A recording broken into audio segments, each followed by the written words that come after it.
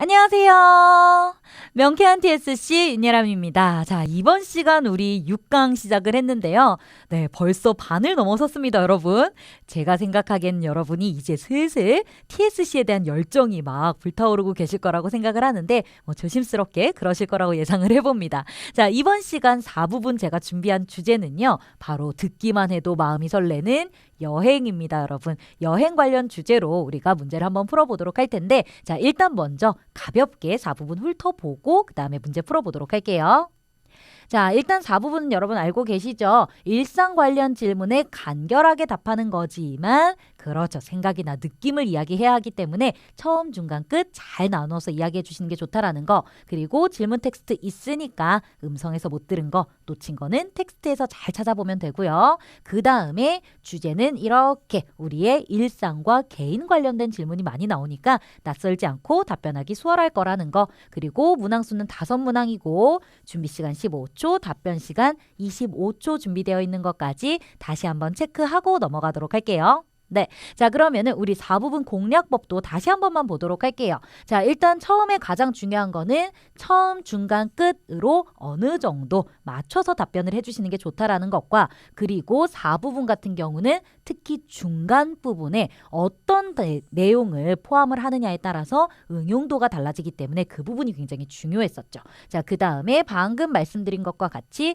중간 부분에 다양한 내용을 넣으셔서 그 다음에 같은 주제의 다른 문제에 응용을 해주시면 되는 겁니다. 이제 답변의 그 배열만 조금씩 바꾸면 응용이 가능했었죠. 네, 이번 시간도 그렇게 한번 살펴보도록 하겠습니다. 자, 그 다음에 우리 처음, 중간, 끝에 항상 들어가야 되는 내용 뭐 있었어요? 처음은 질문을 이용하시거나 추상적으로 여러분이 답변 시작을 해주시고 그 다음에 중간 부분에 주제별로 예상 질문에 맞게 다양한 내용을 포함한 답변이 들어가 줘야 하겠죠. 여행 관련해서 어떤 답변 내용이 포함되면 좋은지는 제가 잠시 후에 알려드리도록 하겠습니다. 자, 그 다음에 마무리는 주제별로 다르겠지만 주로 어떻게 마무리가 돼요? 계획을 이야기하거나 희망을 이야기하거나 느낌을 이야기하면서 마무리해 주시면 좋습니다.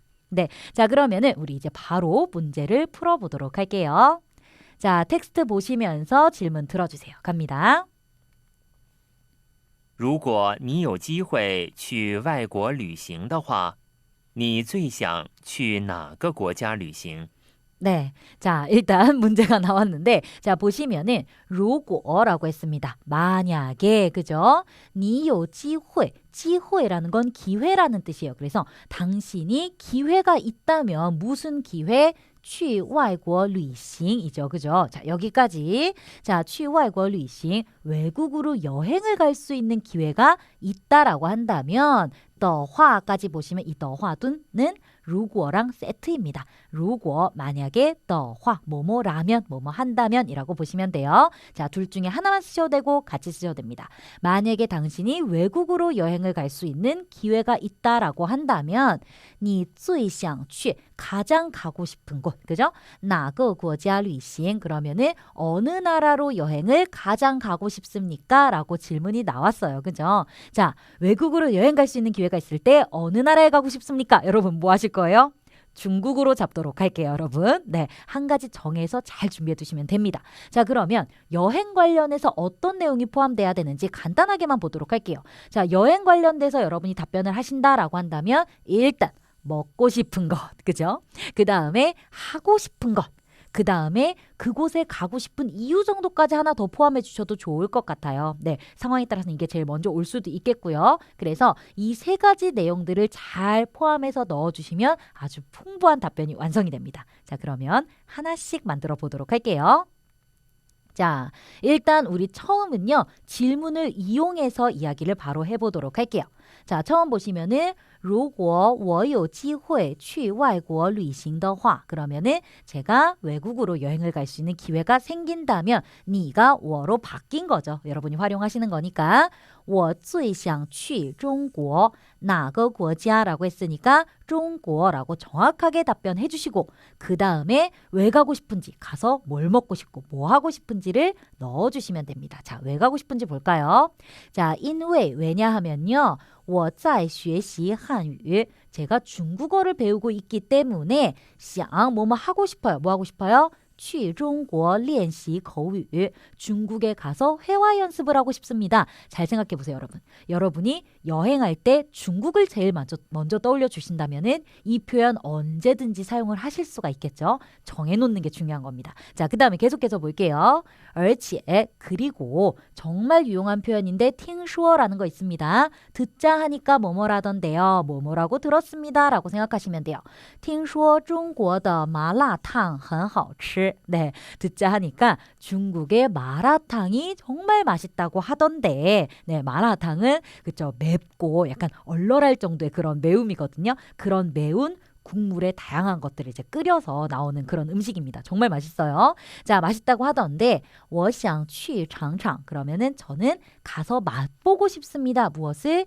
地道的, 地道는 정통의라는 뜻입니다. 정통의 중국味道, 중국 맛을 느끼고 싶습니다. 맛보고 싶습니다. 라는 걸로 마무리 지어줬죠. 자, 그러면은 여기까지 보시고 마무리는 계획으로, 중국 여행 계획으로 마지막 이제 해주시면 좋겠죠. 네, 그대로 가면은 我打算. 그렇죠. 계획 이야기할 때 정말 자주 쓰이는 거 打算 사용하셔서 下个月去中国四川旅行. 스촨 사천성이에요. 그래서 저는 다음 달에 중국 사천성으로 여행을 갈 계획입니다. 라는 걸로 깔끔하게 마무리를 지어줬죠.